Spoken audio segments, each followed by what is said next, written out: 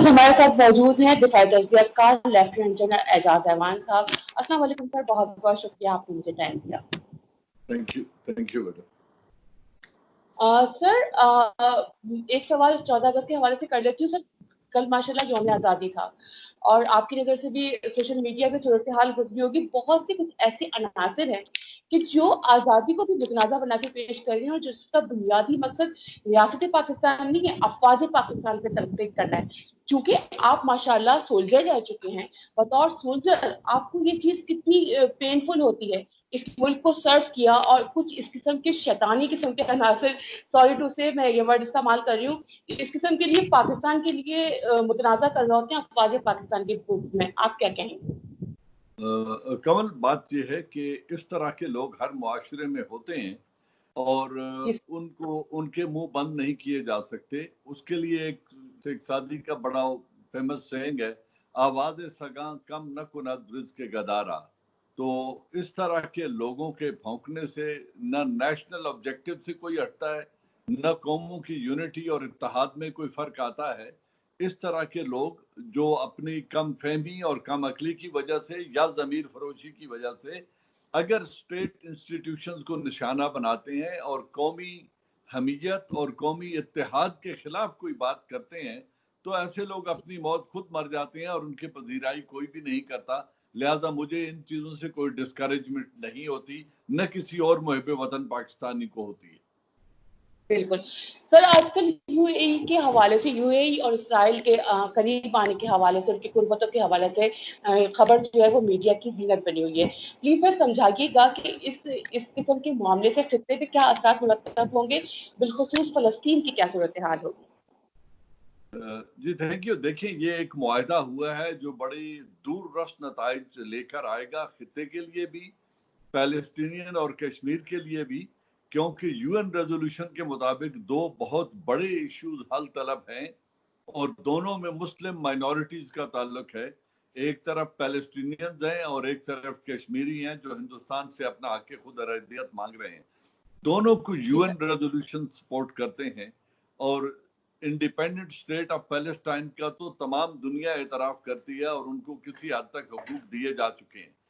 لیکن ان کے علاقے پر اسرائیل قابض ہے, انہوں نے نئی آبادیاں وہاں پہ بسا دی ہیں اور یو این ریزولوشنز کے باوجود کہ جو نیو سیٹلمنٹس ہیں ان کو نہ بنایا جائے اور ان کو ریموو کیا جائے, اس کو یکسر نظر انداز کرتا رہا اسرائیل امریکہ کی شے پہ.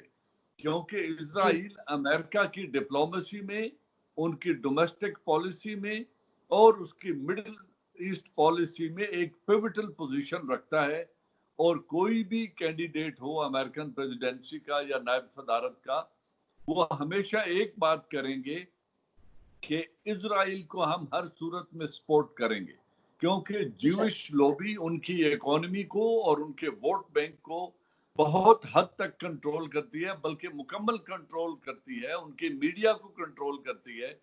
لہذا امریکن پولیٹکس میں اسرائیل کا ایک خاص مقام ہے اور ان کی وہ ہمیشہ سپورٹ کرتے ہیں. پیلسٹینینز کے لیے اس طرح کی کوئی سپورٹ کہیں سے نہیں آتی, اور عرب ورلڈ ہی واحد ایک ایسا ورلڈ تھی, اسلامک امہ تھی, او آئی سی کا ایک پلیٹ فارم تھا جو کسی حد تک کبھی کبھار سٹیٹمنٹ ان کے حق میں دے دیا کرتے تھے. اب اس معاہدے سے ابھی تک تو یو اے ای نے اس طرح کا معاہدہ کیا ہے, اگر کل چند اور اسلامی ممالک اس طرح کی ریکگنیشن اسرائیل کو دے دیتے ہیں بغیر یہ مطالبہ کیے کہ پہلے فلسطین کو ان کے حقوق دیے جائیں, تو یہ پوری مسلم امہ میں ایک ڈویژن کوز کر دے گا. ایک تو پیلسٹینین کے حقوق ان سے متاثر ہوں گے اور ان کو وہ حق نہیں ملے گا, کیونکہ اس میں کہا یہ گیا ہے کہ اسرائیل مزید نو آبادیاں قائم نہیں کرے گا. جو کر چکا ہے ان کو ریموو کرنے کا یا وہ حق پیلسٹائن کو دینے کی کسی نے کوئی بات نہیں کیا. اسی وجہ سے فلسطین نے اس معاہدے کو ماننے سے انکار کر دیا. خود ترکی نے اپنے سفارتی تعلقات کو کم کرنے کی یا منقطع کرنے کی دھمکی دے دی ہے.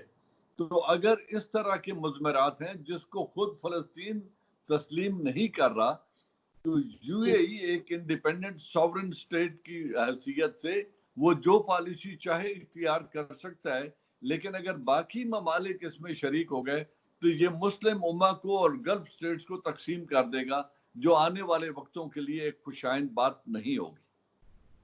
जी सर, आपने इस तमाम मामले की सूरत में ये भी देखा है कि कुछ अर्से कब ईरान के ताल्लुकात पाकिस्तान के साथ मजीद बेहतर हो रहे हैं, पहले भी बेहतर थे, अब मजीद बेहतर हो रहे हैं, मगर एक तल्ख हकीकत कह लें या कुछ भी है कि कुलभूषण यादव के हवाले से हमने ये भी देखा है कि ज़ाहिर सी बात है कुलभूषण यादव ईरान से आया था। ये मामला तमाम और माजी में ज़ाहिर सी बात है भारत की ईरान के साथ बड़े अच्छे मरासिल थे। अब जब ईरान का झुकाव फिर पाकिस्तान की तरफ मजीद हुआ है, तो ये मामला भारत के लिए खारजा पॉलिसी पे, भारत की खारजा पॉलिसी पे कितना असरअंदाज होगा, ईरान और पाकिस्तान का मजीद करीब आना?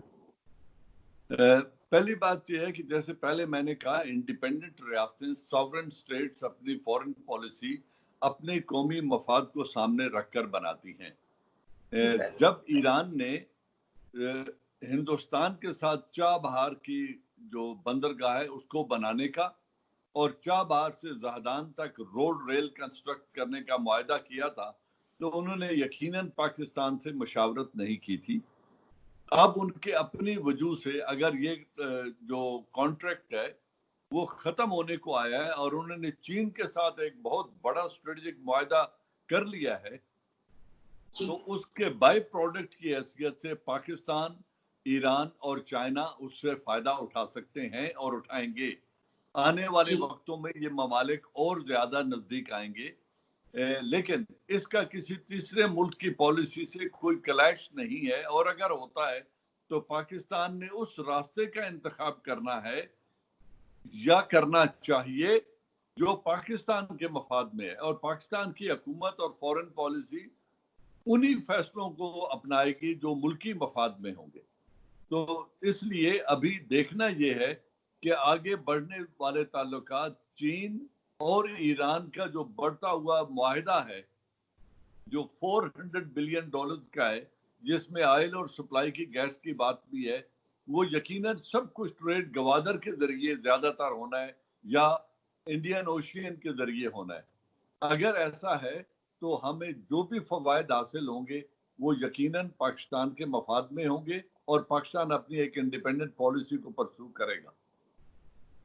सर, भारत को बड़ा एक बहुत ज्यादा खुशी है इस बात की कि उसने 5 राफेल ले लिए हैं, और आपने देखा कि डीजी ISPR कह भी चुके हैं 5 राफेल हो या 500 राफेल हो, हम तैयार हैं। सर, हमारे पास बताइएगा कि एक बतौर सोल्जर माशाल्लाह बताइएगा कि हमारे पास कितनी हमारे GF-17 में कितनी हम लोग किस तरीके से उनके राफेल को रॉफेल कर सकते हैं?